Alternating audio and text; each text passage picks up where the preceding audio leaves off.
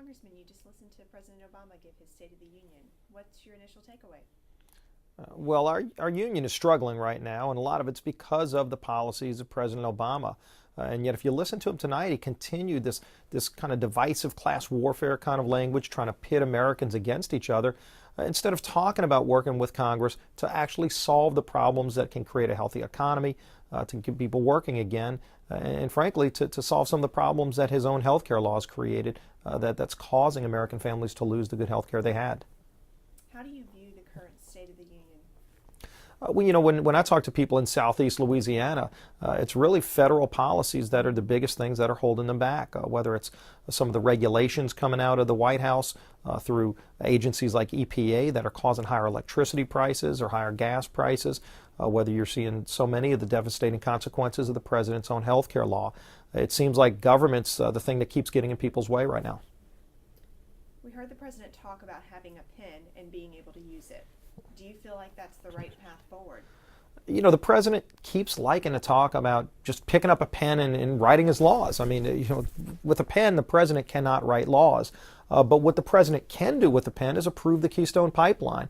And literally right now with this pen, the president could create over 20,000 good jobs in America, and yet he refuses to do that. So what the president ought to do is put down the pen and pick up his telephone and call us in Congress and say, it's time to start working to get things done. And we've got a lot of bills we've passed to create jobs, to get our economy moving again, and the president won't work with us to get those bills passed out of the Senate. So really what the president needs to do is put the pen down and read the Constitution and recognize that there is a role that Congress has to play, but the president's got a role he's got to play too in working with Congress to get things done. And unfortunately, he wants to act like he can just write the laws himself.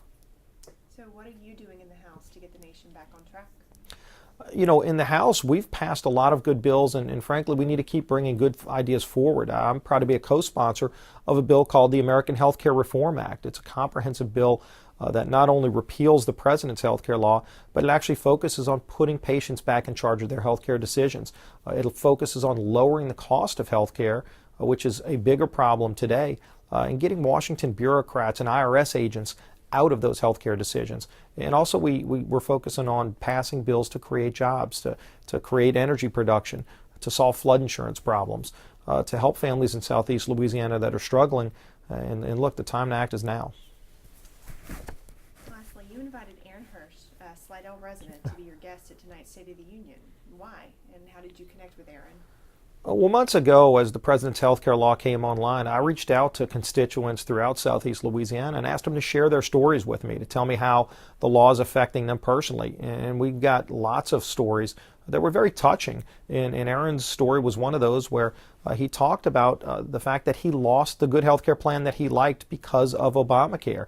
And in fact, the plan that he has now cost him 80% more and doesn't really meet the needs of his family. And so I thought it was important for Aaron to come up, and I really appreciate that he accepted the invitation, because it helps tell the story to the national audience that the policies of this president, and especially the president's signature health care law, are having devastating impacts on families and costing people like Aaron, who had good health care for their family, and the president promised if you like what you had, you can keep it.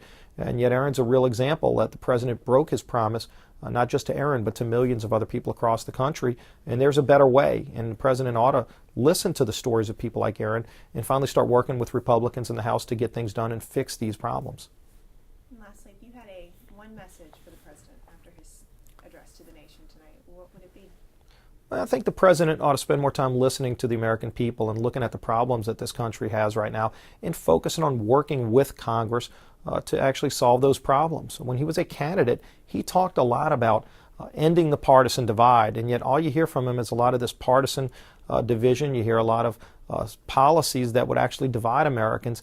He ought to live up to his own promise and work with other people that maybe he disagrees with from time to time to get things done, because I think what American people want to see is these problems our country is facing, to get these problems solved. And there's a way to do it, and I think so far the president has lost that focus.